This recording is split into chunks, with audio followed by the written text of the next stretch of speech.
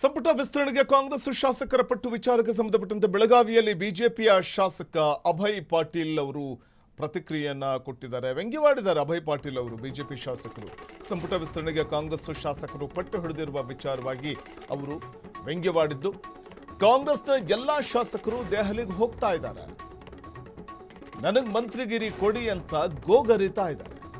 ಆ ಖಾತೆ ಬೇಡ ಅಂತಾರೆ, ಈ ಖಾತೆ ಬೇಡ ಅಂತಾರೆ, ನನಗೆ ಅದನ್ನು ಕೊಟ್ಟಿದ್ರೆ ನಾನು ನಿಭಾಯಿಸ್ತಿದ್ದೆ ಅಂತಾರೆ.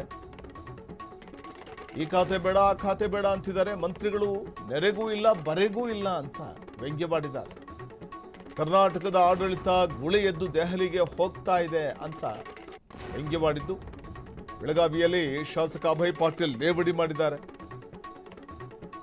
ಸಂಪುಟ ವಿಸ್ತರಣೆಗೆ ಕಾಂಗ್ರೆಸ್ ಶಾಸಕರು ಪಟ್ಟು ಹಿಡಿದಿದ್ದಾರೆ. ನೆರೆಯ ವಿಚಾರ ಇರಬಹುದು, ಬರೆಯ ವಿಚಾರ ಇರಬಹುದು, ಯಾವುದ್ರ ಬಗ್ಗೆನೂ ತಲೆ ಕೆಡಿಸ್ಕೋತಾ ಇಲ್ಲ. ಅವರಿಗೆ ಸೀಟ್ ಬೇಕಷ್ಟೇ, ಸೀಟ್ ಮುಖ್ಯ, ಮಂತ್ರಿಗಿರಿ ಮುಖ್ಯ.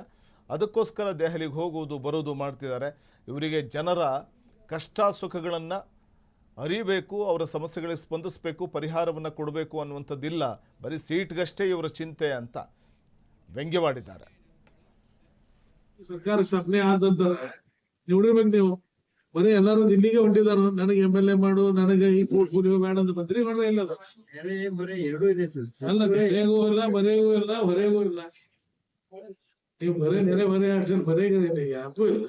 ಅವ್ರ ಪೋರ್ಟ್ಫೋಲಿಯೋ ಚೇಂಜ್ ಮಾಡಿದ್ರೆ ಅವರು ದಿಲ್ಲಿಗೆ ಅಡ್ಡಾಡದಾರ. ಕೆಲವೊಂದು ಮಂದಿ ಮಿನಿಸ್ಟರ್ ಅದಾರ, ಹೇಳಿ ಸಂತುಷ್ಟ ಅದಾರ, ಅವರು ಪೋರ್ಟ್ಫೋಲಿಯೋ ಚೇಂಜ್ ಮಾಡಕ್ ಅಡ್ಡಾಡತ್ತಾರ. ತಂಡವಾಗಿ ಗುಳೆ ಎದ್ದು ಹೊಂಟಾಗ ಹೋಗಿದ್ದಾರೆ.